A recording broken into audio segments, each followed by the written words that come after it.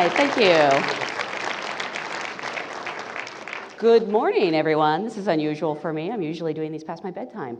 My name is Jenelle Riley. I'm the film and TV editor of Backstage. I'm so thrilled to be here today for this Backstage SAG Foundation conversation with some of the cast members of Argo. We are live streaming this right now, and it'll be running throughout the day on Backstage and airing on SAG Foundation. So please, nobody shout out any random curse words. We'd really appreciate that. And at this time, it gives me such pleasure to introduce some of the SAG Award nominated ensemble members of not just one of the best movies of the year, but just one of the most entertaining. First, I'm so pleased to welcome an actor. I don't know anyone who doesn't love this person. And if there is someone out there, I don't want to know them. He rose to prominence as the befuddled father on Malcolm in the Middle, and then did a complete 180 and now plays everybody's favorite high school teacher turned drug overlord on Breaking Bad. Please welcome Bryan Cranston.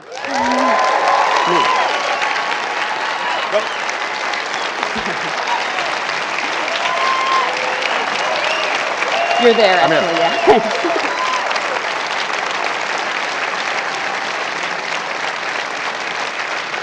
Thank you. So when you're casting Argo, how do you cast a legendary producer like Lester Siegel? You get a legend like Alan Arkin.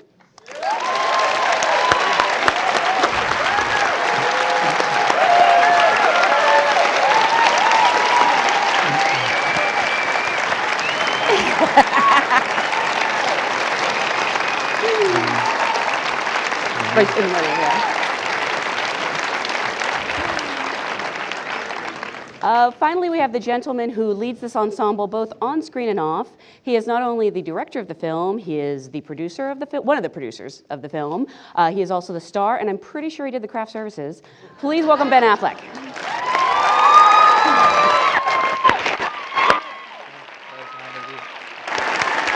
No, don't get up, it's fine.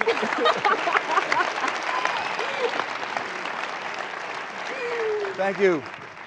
Thank you guys so much for being here today. Congratulations on not only the SAG Ensemble nomination, but Alan, you received an individual nomination. Bryan, I think you have 2 more for individual in Breaking Bad and in individual performance. So it should be a very fun night for you all. And since this is a SAG audience, I want to start by asking, how did you get your SAG cards? Why is that funny? You do have SAG cards, right? Every Starbucks in LA has a SAG audience, by the way.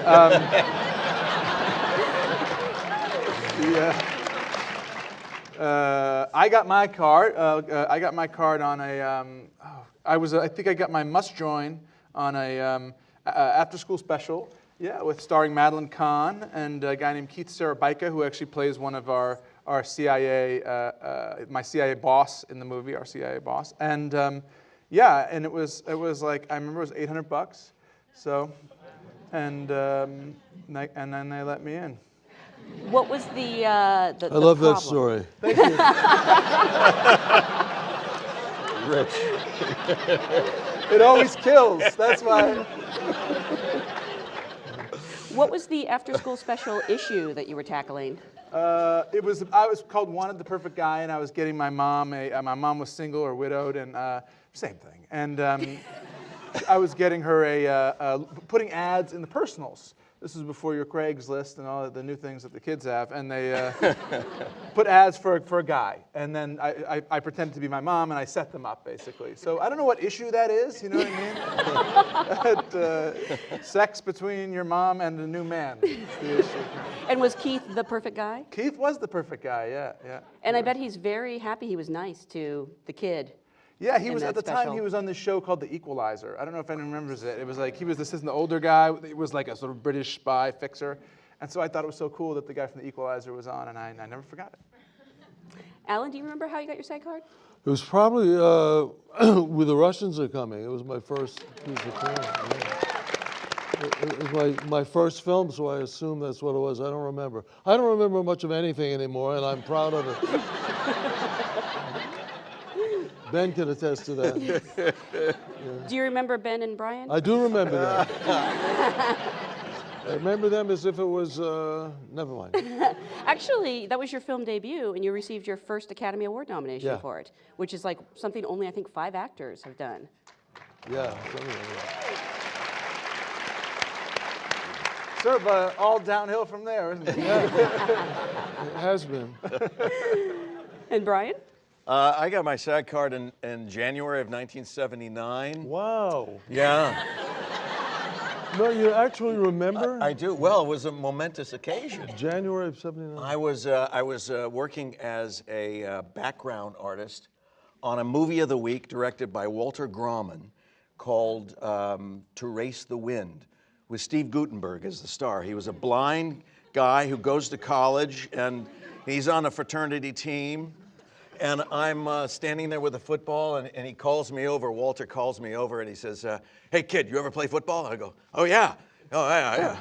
And he goes, "All right, you be the quarterback. You take the hike, you know, and throw the ball. It bounces around, lands in Steve Guttenberg's arms. He runs in the opposite direction, and, you know, hijinks and hilarity ensues." And so I go up, and I say, 4, 19, 32, 44. He goes, "Hey, wait a minute, what are you doing?" I go, "Well, it takes place in New England, so I thought I would just..."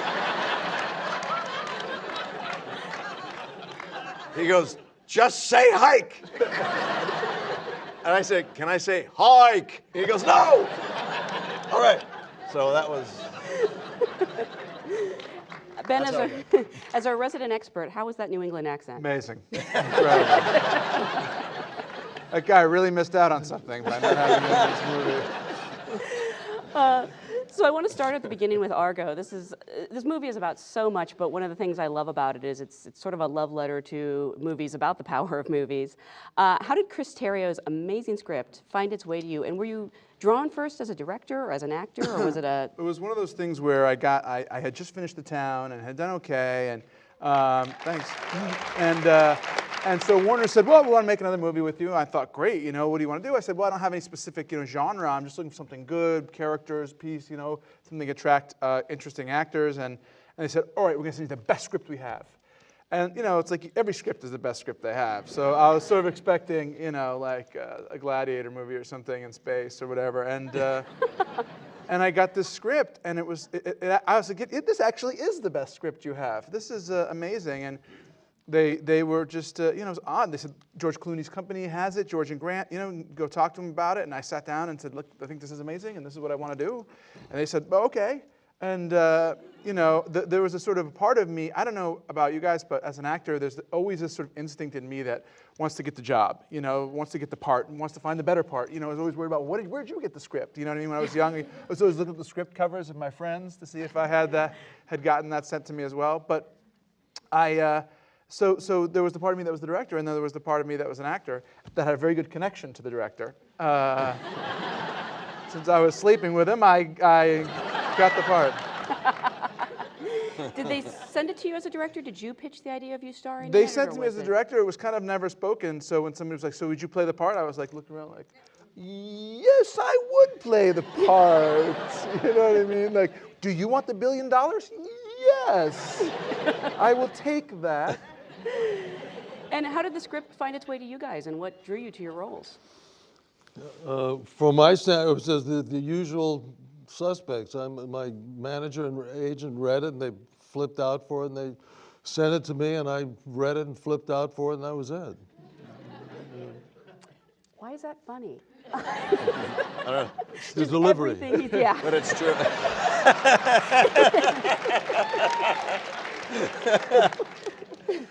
And for you? Well, it's the same way. I think that the thing that we actors know is to be able to identify well-written material. And if you can find it, you latch onto it. And if you can't, you take the next best thing. take the next best. If they send it to you. It's hitching your wagon to a strong horse. And in this case, the script was incredibly strong. And that saying, "a high tide raises all boats," is true. It makes you look better. I had a one-day role on Little Miss Sunshine. You remember that movie? I do.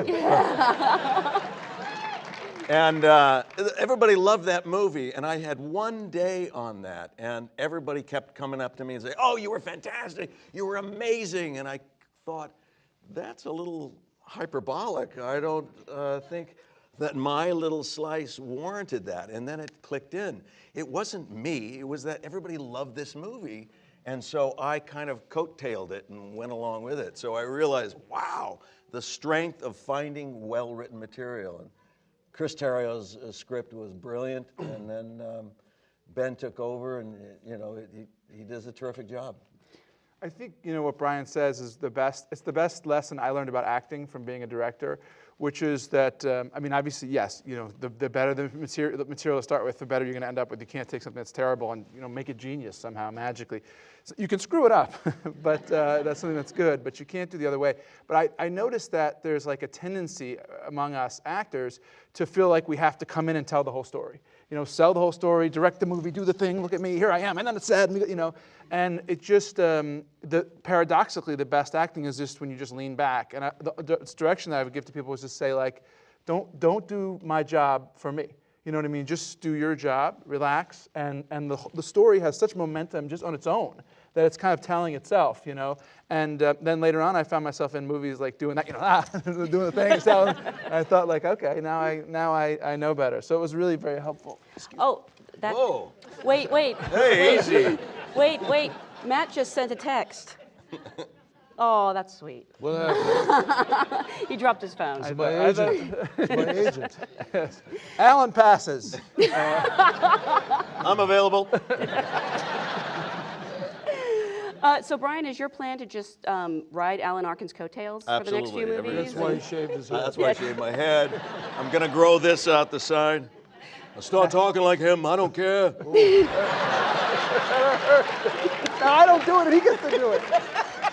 Alan's hair is actually like this because he's doing a 3-episode arc on Breaking Bad. Oh, Walt's As dad. my dad. That would be amazing. Yeah. He doesn't seem to think so. I wasn't listening. He's very subtle in his glee. What's interesting, though, is you've done 2 movies with Bryan and you've never had scenes together. It's in his Yeah, contract. I have not worked with some of the best actors in the world. I was in a movie with Sir Laurence Olivier. We never met. That's it. Oh, what about Orson Welles? Did you have any scenes with Orson Welles? I had a scene with Orson Welles, yeah. So I want to talk about the other members of this amazing ensemble because it's really a collection of, familiar character faces like John Goodman, sort of newcomers like Scoot McNairy, and then you have this wonderful actor, I don't want to butcher his name, Farshad Farahat. Yes, Farshad, yeah. Yes, who was singled out for his scene by Entertainment Weekly, which is like every actor's dream. He's a brilliant actor. He's just a brilliant actor. He had a role, he was the ticket taker guy, and all the actors were going up to the desk kind of at the end. He's the sort of guy who interrogates us. And originally he was just supposed to take the ticket and kind of nod and go like this. And he was weirdly so good.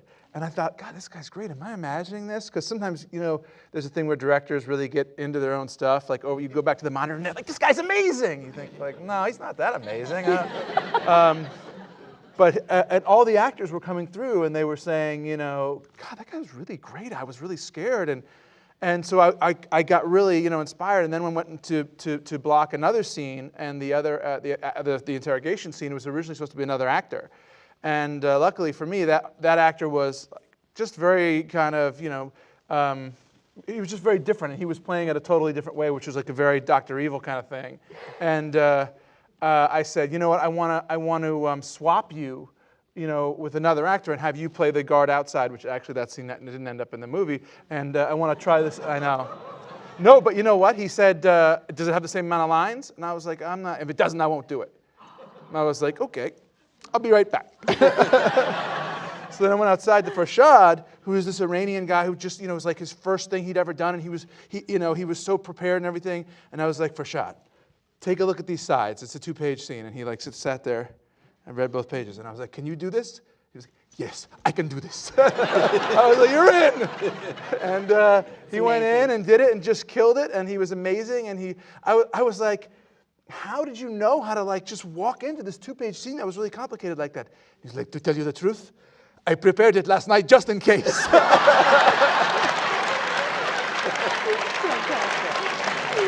That guy's so good that it wasn't until the 3rd time I saw the movie that I said, wait a minute, that's an actor. I thought it was, I got snowed for the first 2 performances into thinking I was really watching an event. Forgot that I was watching an actor.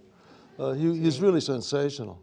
What about in the case of people like John Goodman and Chris Messina, people you may have worked with? Did they come in through the audition Well, process? John is obviously just, he's legendary, and he was able to do kind of what Alan was also, which is so rare, which is to straddle sort of comedy and reality, to do comedy so that it doesn't feel absurd or silly or unusual. You know what I mean? That doesn't ruin this sort of life or death kind of tension stuff that I'm trying to do on the other side of the movie.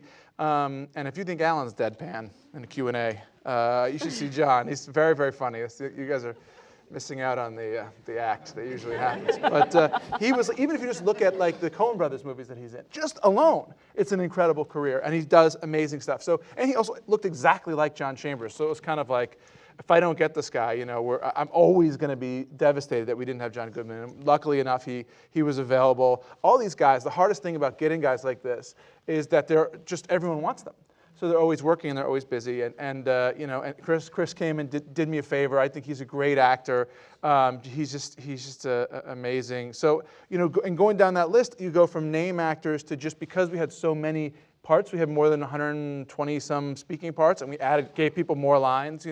After a while, they're like, we can't do any more upgrades. But you just have the opportunity to hire great actors, and the more people you bring in, the more people do interesting stuff, and you go, we'll find a place for you. A bunch of people auditioned in Farsi. I didn't even know what they were saying. But you could just sort of watch them and think like, oh, that guy's good. He could have been talking about cleaning my car or something. And it was just, it was amazing. It was an amazing experience. And it was a real privilege to get to see so many actors. And Rory Cochrane, who I did Dazed and Confused with. You say Scoot McNairy, who was then in Promised Land and Killing Them Softly. And the list just goes. Clea DuVall, who I loved from Carnival, and just to get the chance to bring in all this, because usually you do a movie, there's 5 characters in it or something. So it was an amazing, ripe group, and every single one of them was great, all down to the people who had one line. Sheila Vaughn, who's like a cool performance artist in LA, who played Sahar the maid. She who kind of has to make that decision about whether to turn us all in or not. And I loved how she represented just the everyday person, not the politicized, crazy Iranian or not like, okay, she represents like an idea or a set of political values, but she's just actually a human being. Anyway, I've gone on. This film is cast by the amazing Laura Kennedy.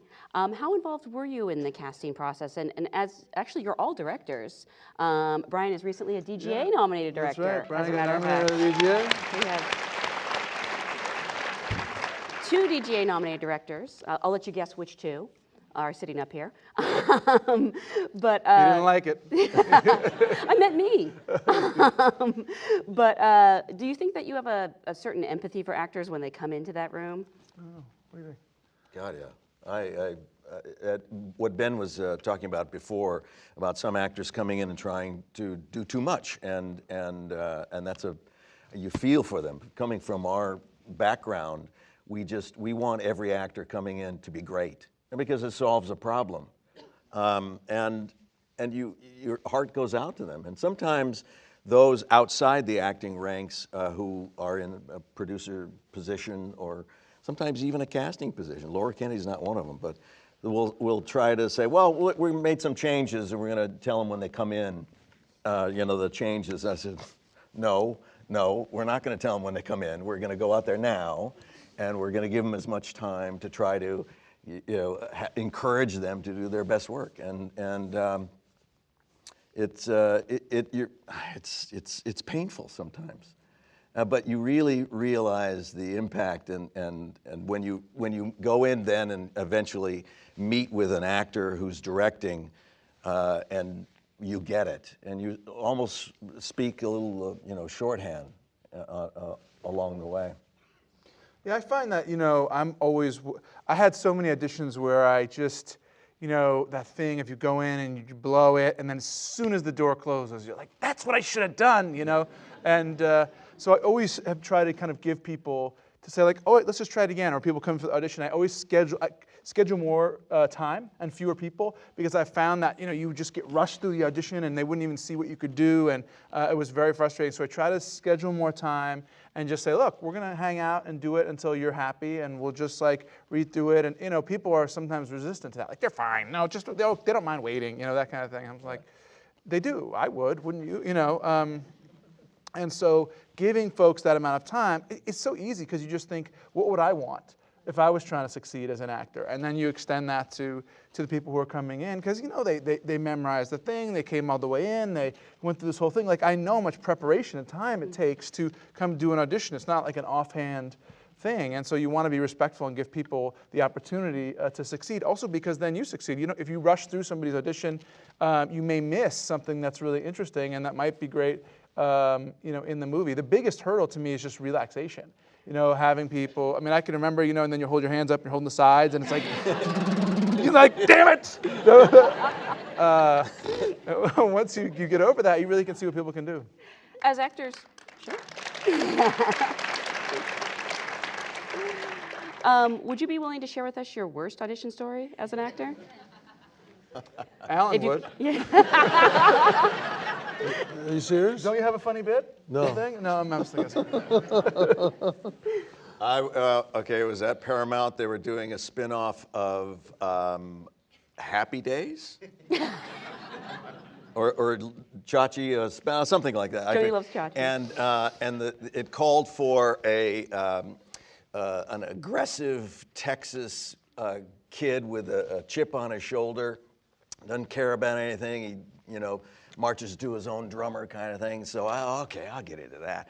Put on my cowboy boots. Everybody's got one pair of cowboy boots. And I walked in, and the casting director stood up and held out his hand, and I went, and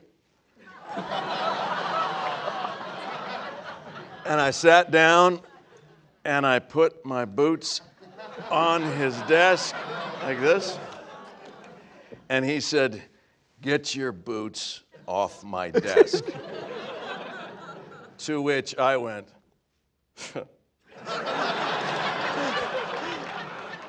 he repeated it, "Get your boots off my desk."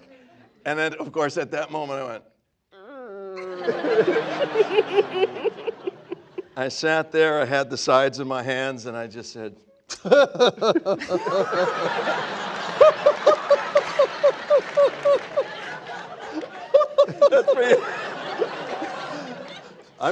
my humiliation is bringing you joy.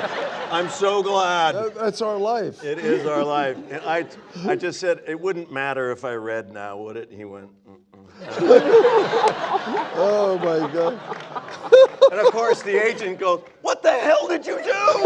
What did you do?" And I was trying something. But the bottom line is that I think I was right. Maybe I overextended, but I took a chance, and he never forgot me. He never saw me again, but I guarantee he never forgot me.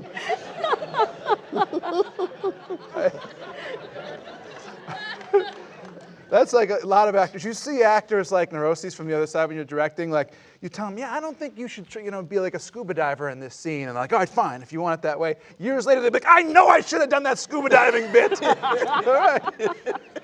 I had I actually had so many bad auditions that it's like, we don't have time in 3 weeks. But the one I had, I was living in Eagle Rock. And I used to have to drive, messenger the scripts. It was too much money, so I would have to wait. But I didn't want to drive in the traffic, so I'd wait till 11 at night to drive to Beverly Hills, where Paradigm was. And so I would, drive there really late and get the script, and then drive back. And then it was 12:30 or whatever, 1, and I'm trying to read the script. And so sometimes I didn't soak in all the script. And this script was a very unusual. I couldn't quite tell what was going on, somebody was being lashed and people were running around chasing each other, and there just seemed to be this kind of mystical talk, and it was being directed by somebody pretty well known, so I thought this was probably pretty good, but I couldn't kind of make hide or hair of it, and then I just said, well, you know what, I'm let me memorize the sides, because I don't want to not know the lines. So, and you know, like, they faxed the things to me, so I had like, you know, it's like holding my sides like a medieval parchment, where you're trying to memorize it. And so then I kind of fell asleep and had to get up in the morning and go, you know, back over to Century City for the audition. And I went in there and I was a little nervous because the guy was, you know, like I said, famous. And part of the scene was me kind of, I couldn't tell, I was kind of being tortured or something. And so I was like, did a thing where I was like, nah, you know.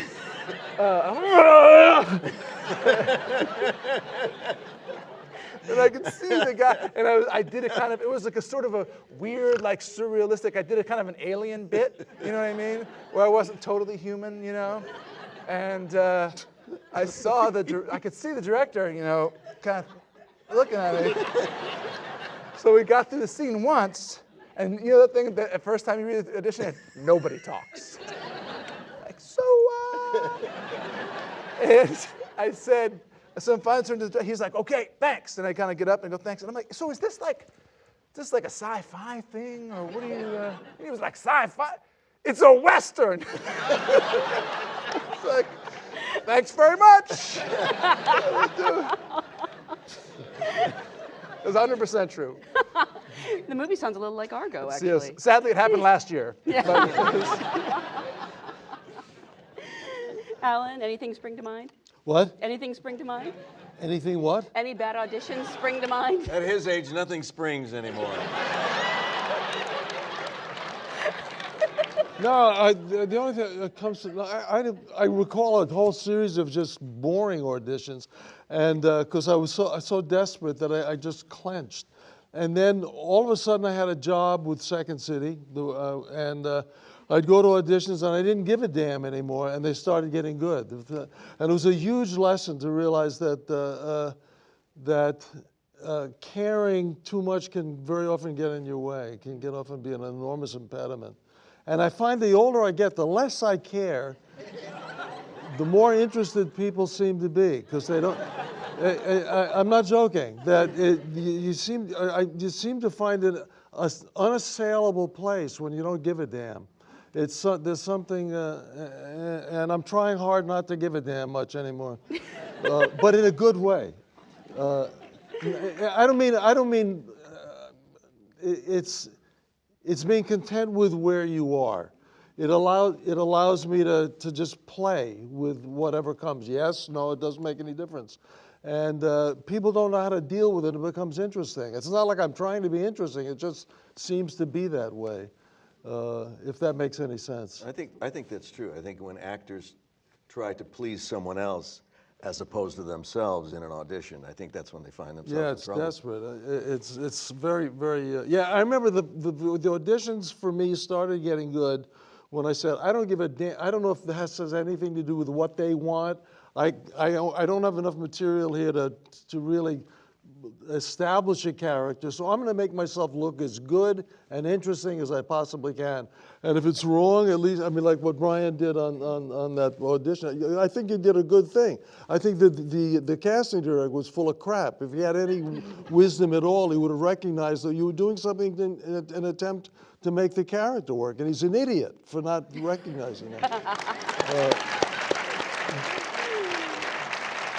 No, that's in my humble opinion.